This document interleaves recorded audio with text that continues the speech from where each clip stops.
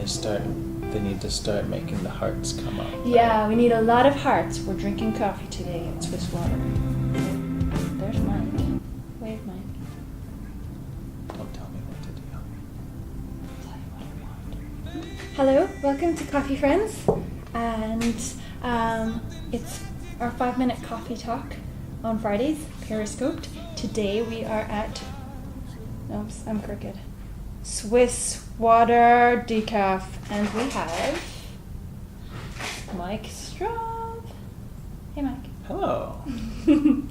There you go, Swiss Water Process. Yes, hi. Hello. Who are you and what you do? So my name is Mike Strumpf. I'm the director of coffee for Swiss Water Decaffeinated Coffee Company. And my role here is involved in purchasing, procurement, logistics of coffee, coming into Vancouver, cupping, approving, rejecting, and evaluating coffees before and after decaffeination so that we can evaluate what the process has an effect on the coffee. So it's both procurement and quality assurance. Very interesting. How did you get here? I drive every day. We should probably tell you that Mike has a really great sense of humor.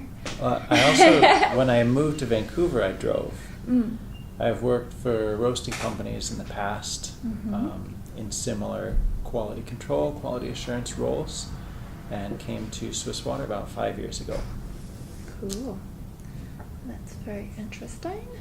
And I guess my first Coffee Friends question would be, how would you best describe in the shortest way Swiss Water decaffeination to somebody? The process itself?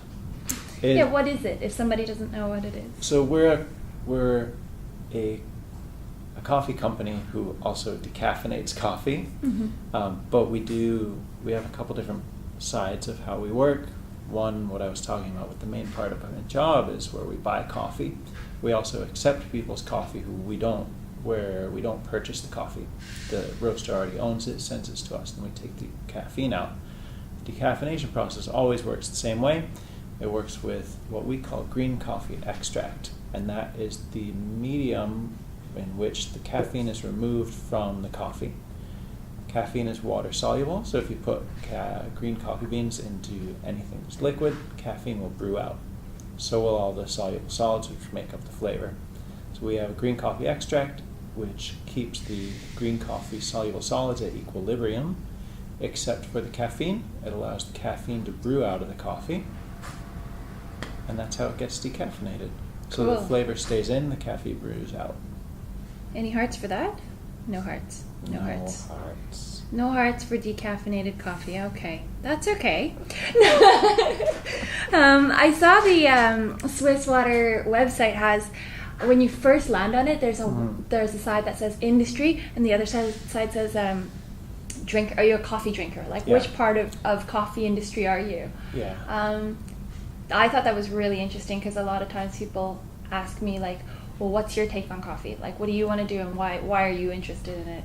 And I guess that's my question is, is that the best way to kind of approach people and bring them in and create interest by kind of identifying if your industry, then these are going to be the things that cater to you, and if you are just if you are a coffee drinker, then like these are the things that we can pull you in by, and how can we bring that together? We find that people want really different things, and they ask very different questions.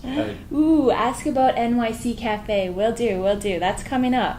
The difference Stay between tuned. the questions that we get from a normal coffee drinker versus a green coffee trader are very different, Right. and we recognize that. And so we have those separate sections of our website, and we're an interesting company in the sense that we don't sell direct to coffee drinkers, but we market and speak directly to coffee drinkers.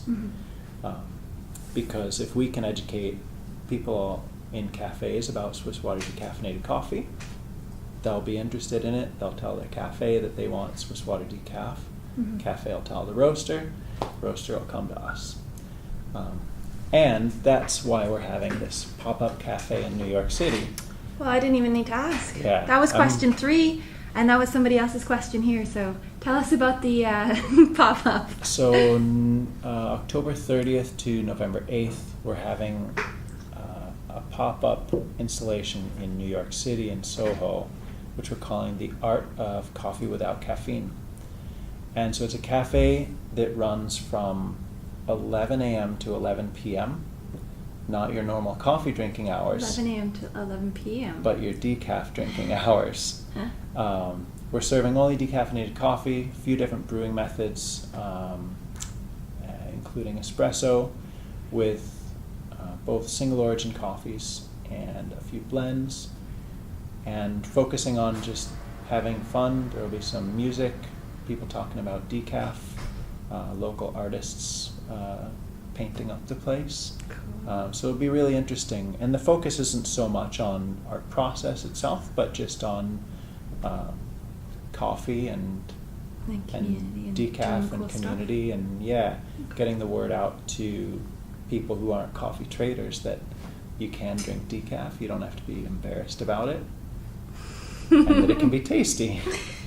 And so that brings me to, usually my question is about Vancouver coffee scene, coffee community, how we can strengthen it, and from Vancouver and beyond, from your perspective of Swiss Water, how we can grow that. And can we bring that shop to Canada, please? Can you do something for us, maybe? Maybe. We'll see how this first one goes. One of decaf's big problems is there's a stigma against it. And we can't really have a good conversation about decaf in cafes until that stigma is gone. It doesn't get the same treatment as regular coffee. A lot of places only offer it as a decaf espresso, and they don't make drip, or it's not even on the menu. Mm-hmm. So what we talk about often is the first step to starting a conversation about decaf, whether it's in Vancouver or someone else, is actually talk about it. Mm-hmm. Mention that it's there. A lot of people say they can't justify having a separate grinder or something for decaf because they don't have enough sales, but you can't sell something that people don't know that you have. Mm-hmm. So, or that's not dialed in, and all those things as or well, if it doesn't have the same attention given Mm-hmm. to it, if you sell all of your regular coffees by the farmer name and the farm, and your decaf is just like decaf blend or house blend or whatever, it doesn't get the same respect. And so what we try and push more and more is giving people the ability to source the decaf at the same level and the same quality as the regular coffees. And that's the conversation that we like to have. And how can we grow that from Vancouver? Like from maybe cafe to cafe or roaster to roaster? Is it through activities or is it through conversation? Like how are... The cupping events that have happened in the recent past have been great in Vancouver, though there was no decaf involved in it. So we could have had a cup of decaf there. Okay, fair enough, yeah. We like to think that decaf is a great all-day drink, so we could have a nighttime event around decaf. Cool. Because otherwise people aren't so jazzed about drinking coffee at 10 p.m. Liquor always seems to bring people out, at least in Ireland. Maybe some, do you think, some decaf cocktails or something? Possibly. Like that? Yeah. Okay, I cool. like the sounds of that. Yeah, and I guess your last question is who you want to nominate. Oh. Because all the nominations converge with you. I don't know if you've seen any of the other videos. Yeah, they all pointed at you. I didn't think about the fact that I would have to nominate somebody else. Who likes to talk about coffee? Does anybody want to nominate any? Hello, out there. You know who likes to talk about coffee is George Giannakis. Are we going back to George? Or the Giannakis brothers? Okay, we can go somewhere else. I just know he likes to talk. Can you pin down the mysterious Alistair Dury? Ooh, okay. We'll try for either George or Alistair. Yeah. Okay, thanks so much for your time. Of course. Cool. Thanks so much for tuning in, guys. Bye.